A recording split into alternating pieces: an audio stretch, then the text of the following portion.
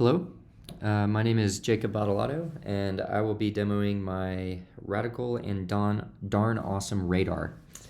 That is radar for short. That's the acronym I used. So this is a weather radar app that allows for real-time storm notifications stored in a Firestore database. It has some settings, it has some authentication, and we can actually view the radar loop for a specific radar site. So originally I was going to, actually I'll get into that later. So I'm just going to give a high-level overview of the expected functionality for the app, and then after that I will get into the project write-up, and that will give some more of the technical details. So first of all, you can sign in here. I have a user that I've been using. It's just test@example.com, and the password is tester. So after you sign in, you will be able to see playback settings here, and you can actually adjust the frame count and the frame speed, which I'll show you in a second after this loads. And then you can also adjust the opacity for the radar. This toggles the radar sites. A radar site is just it's just where the actual radar beams are sent out from the satellite that interferes with the particulates in the air or whatever it's trying to get. So that just toggles it, and then this X will pause the radar, but I need it to play because it's loading in the background. Then you can actually add storm reports like this. That's a storm report. This is a storm report. So if I click on it, you can see someone reported tree limbs broken here, and here someone reported a tornado on the ground with multiple houses damaged. So if you zoom in, you can see this is actually this is the bulk of the app. It's displaying Nexrad level 2 data, which is basically just binary data that radars, that's just how the radar data is stored. So if we go to the playback settings, we can increase the frame count and the frame speed. You'll see here it's going very slow because I made it 1. If I speed it up, it goes much quicker. And then this pauses the radar, and this will play the radar. So you can see how that works there. And then I can add another storm report. So let's say like this one, if lightning struck a house, I could be like lightning struck house, something like that. And then if I click on it, we'll just see lightning struck house. This is mutable shared state because I'm saving it in a Firestore database, and you don't have to be authenticated to do this. I'm just using like an anonymous user to submit these. That's how that works. And then I use Map Libre to get this beautiful map here. It was pretty simple to do. A lot of the complexity in this was just kind of getting everything set up and hooked up together, and then learning how to actually map all of the radar data onto a map was pretty difficult because I had to generate bitmaps and consider the azimuth angle, which I'm not going to explain exactly what that is, but it has to do with the angle in the Earth and stuff like that. So because this binary data, the bitmap was not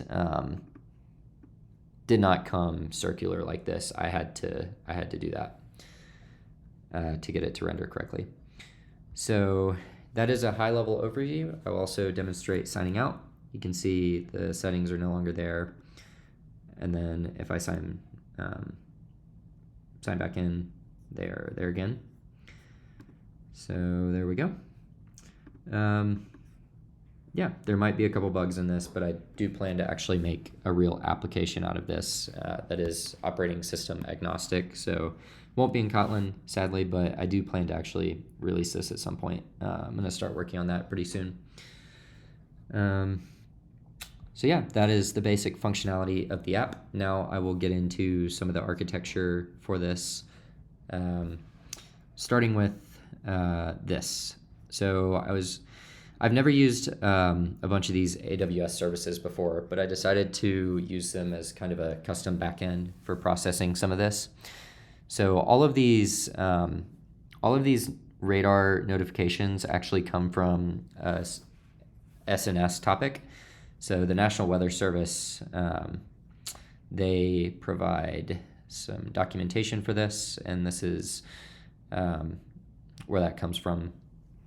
And yeah, so basically you just subscribe to the resource name, the ARN, and then you can send that to a queue, which is what I did. So you'll see here, when we call on new token, we have to register the device, and that hits a Lambda function, which subscribes to a common push topic. And then that also creates a platform with application ARN and the Firebase Cloud Messaging token. And then separate from that, we had the SNS, which was public. These notifications would get updated for every start file, intermediate file, and end file. So you can actually see in the documentation, this one says I, that's for intermediate, because these files are saved in chunks. This is why I decided not to fully implement this in Kotlin, is because it was just taking too much time for me to splice them all together, and the performance wasn't great. So I definitely need to handle that, not in the application logic, but probably in a custom backend. All right, so where was I? Oh yeah. Okay, so that is SNS. These are all stored in S3 buckets. So you can see this is the year, this is the month, this is the day. You'll see it's the 21st. All right, so that's not a problem yet. But yeah, these are all the radar site IDs. So if you actually go into one of these, you'll see all of this data. And we would have to go to the end and pull the last one. And this is the most recent and up-to-date one right there. So yep, that's where the data came from. And then my Lambda functions are in here. One of them is just radar Lambda. The other is process Nexrad. I use Python just because it was easiest and pretty simple to do. This is the one that actually processes the notifications, and then we'll publish the push notification to send to the app.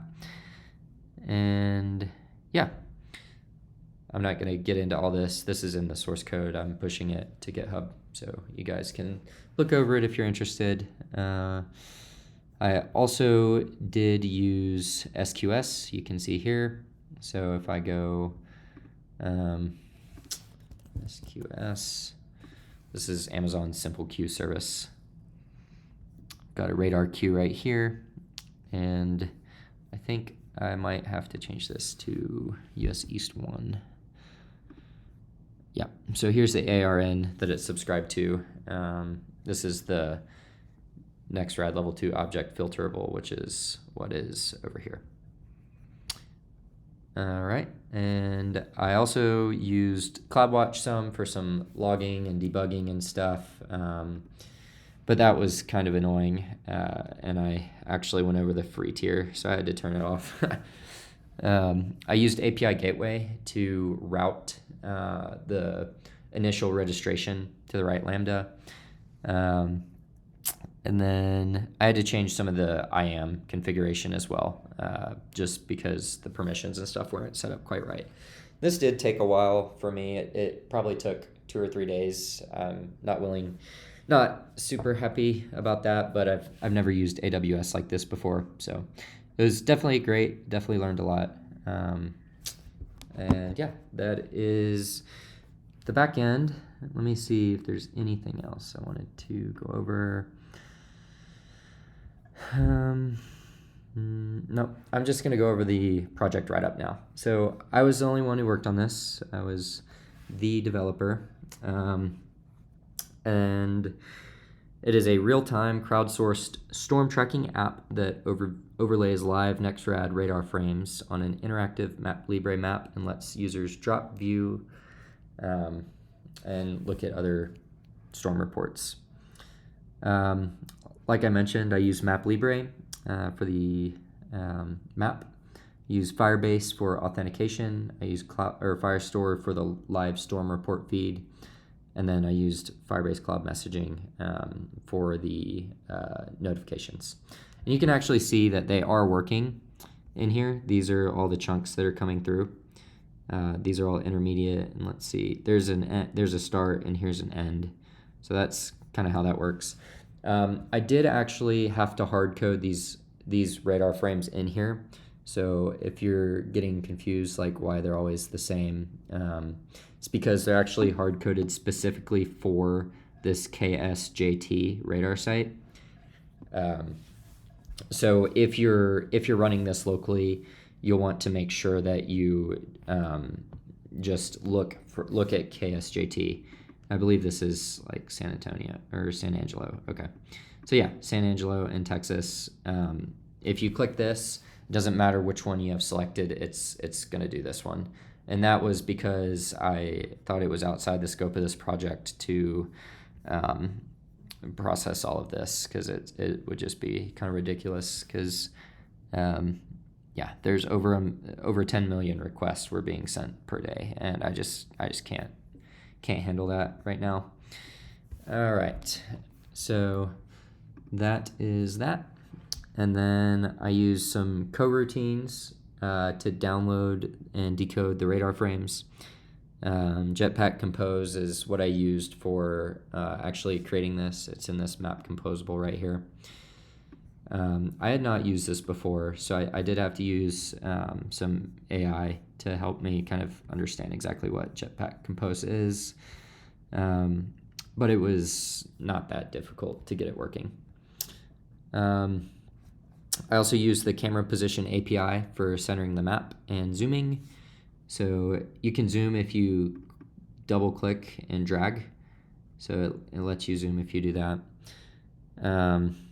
And then I used retrofit to make the API calls, and OK HTTP, that's part of it. To decode the raw Nexrad files, I used a library called netcdf Java. This was really kind of tricky, and I had to do some thinking and some math to get it to work. But you can see I literally have to go over each radar thing, and this was very important, this starting azimuth. So the problem here was each individual radar file was oriented differently according to the starting azimuthal angle, and so I had to get them all to be the same, basically, so that they lined up properly. I did use some coroutines. That was good because I was running into some problems where I was crashing the application because so many things were trying to update, and using that really helped kind of smooth and polish out that process. I already talked about the third-party services, AWS SNS, SQS Lambda, and FCM. Yeah, the debugging with that was kind of atrocious. It took me a few days to really figure out how exactly to handle the tens of millions of messages coming in per day, which is why I ended up hard coding that. And it's a shame, but I do have a good project now, which I think might be able to monetize, which is good. All right. So I did use AI some. This is definitely assisted me in this. A lot of this is kind of complicated and convoluted, so I did use it. I will read some example prompts that were on my project write-up. So I said, help me set up looping through the radar frames, refactor map composable to cache the layers, add premium settings in the auth menu for the radar frame count.